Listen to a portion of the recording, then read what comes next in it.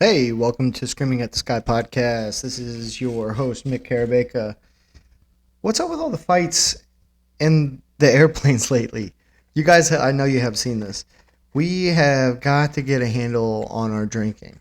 I don't know if it's our drinking or if it's just that we have forgotten to act like civilized human beings in the presence of other human beings.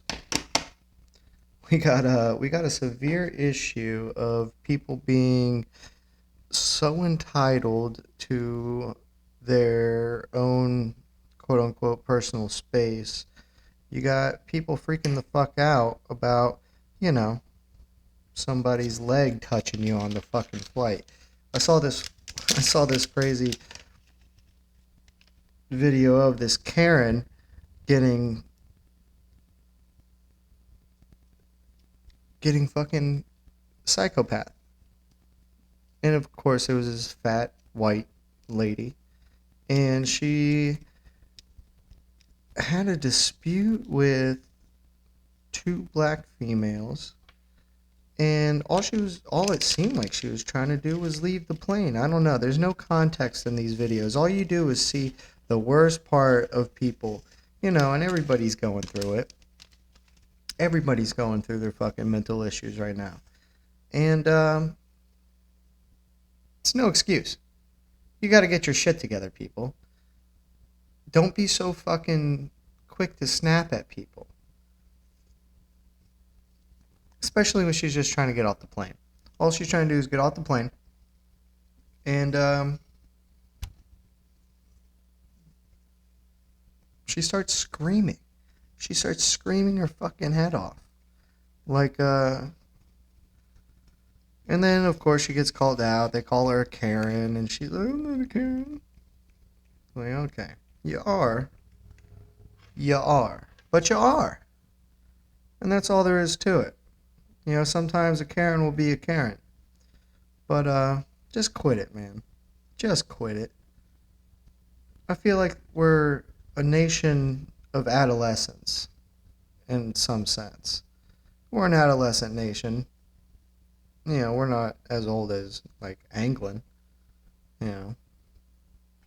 But we've been here long enough to overpopulate the space, become uneducated. We're the most educated uneducated people.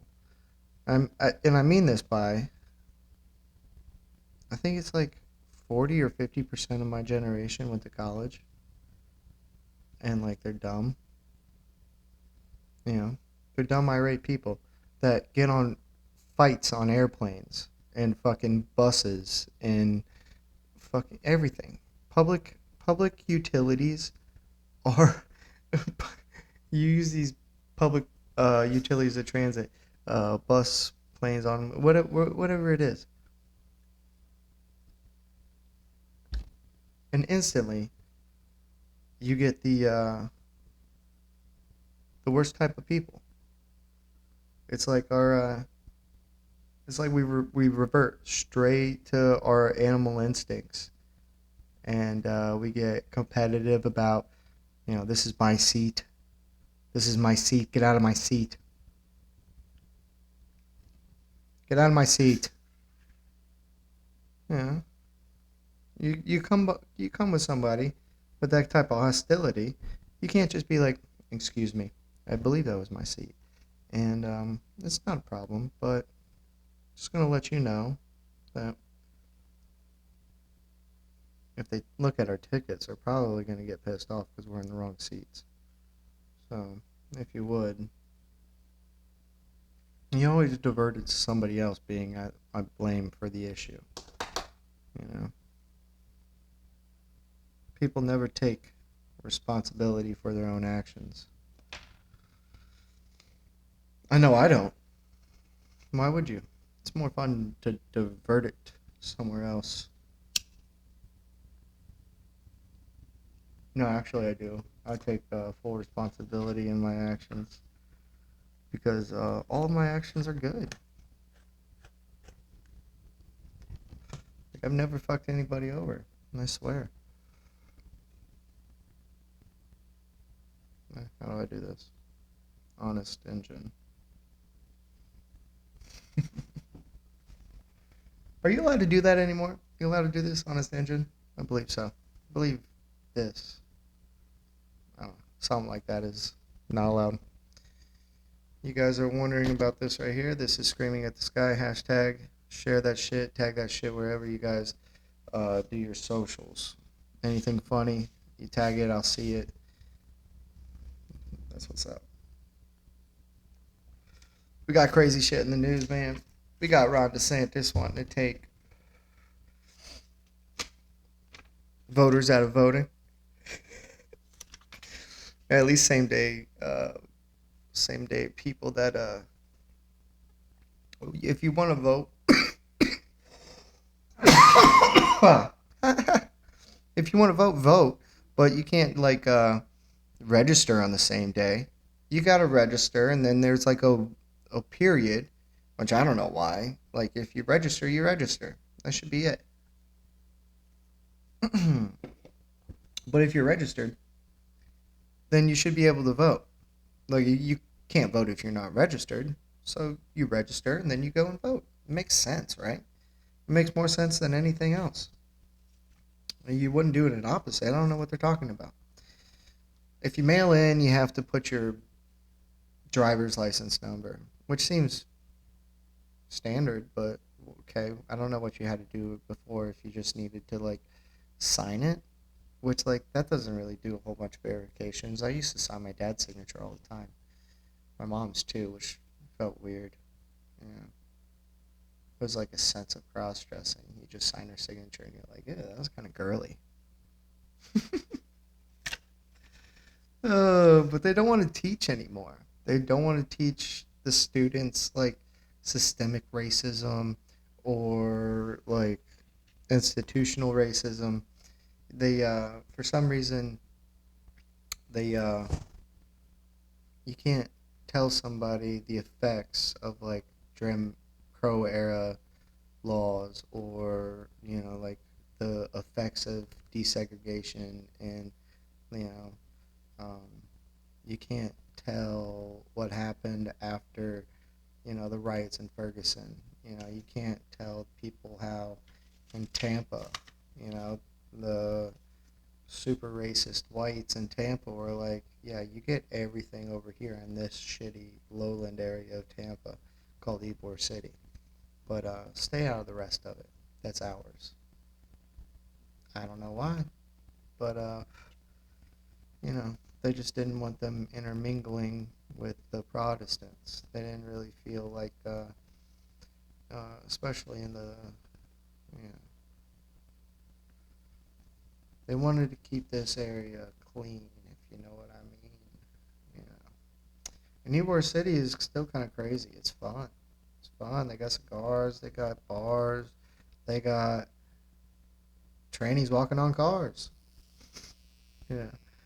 But it's fun, dude. We gotta get down there. There's a couple clubs down there. There's a couple comedy clubs down there. It's real fun. DeSantis wants to probably stop all of that fun having too. But what he does want to do is stop you from voting, stop transgendered athletes from playing sports in school. Um, he wants you to not learn, not play sports if you choose to be a different sex. And he wants, yeah, yeah, you know. If he keeps this up, he'll probably become president. Yeah, that's what he's saying. That's what he's saying by saying that I saved America. I set precedent for all these other places for all these other states to open up because we did so well with opening up.